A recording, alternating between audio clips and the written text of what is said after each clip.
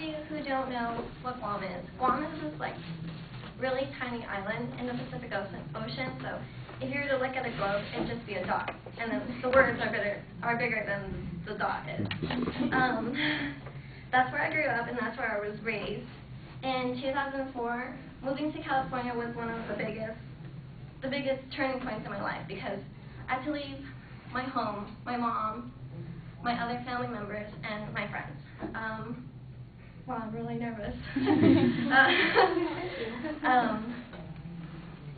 So that being said, Guam was the place that I felt most comfortable at. Like, I never pictured myself like moving out, because a lot of my family members were there, and I have family members here, but just not as much. And they're kind of like strangers because I never talked to them, or I've never seen them before. And however, after moving to California and living here for over a year, I realized that there are better opportunities for education for me, like more places to travel to, because if you live on Guam, you can go around the whole island in less than a day.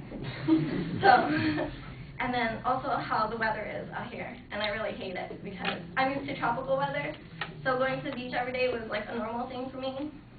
And then once Christmas time comes, like, I'm not as dark as I usually am. So, first of all, like the education that they have in Guam, there's only 2 colleges, one university and one community college. So moving here gave me like higher chances to reach my goals and become a nurse.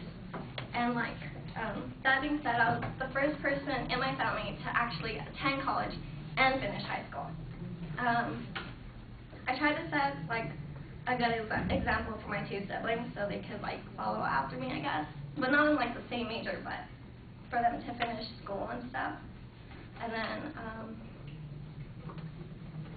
so yeah, I realized that after a few years being here, nursing was was the thing I wanted to do. Yeah, most people say it's a typical Filipino thing, but whatever. Traveling,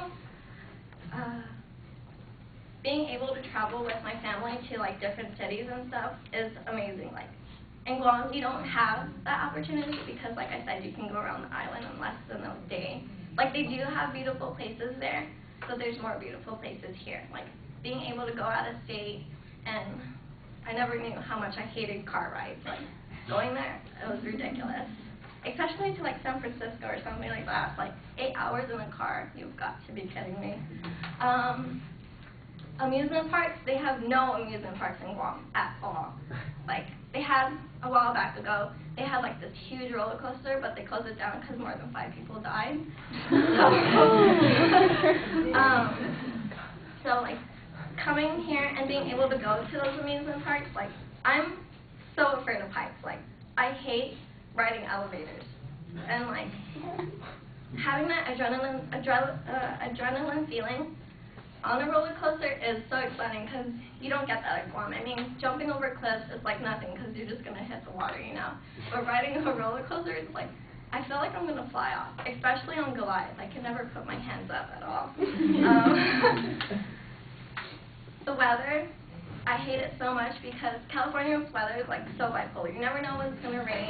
You never know when it's hot or cold, like, or any of those things. And like at Guam, since it's so tropical, I love it. You don't have to wear jackets. You don't have to wear so many clothes, especially if it's like winter time.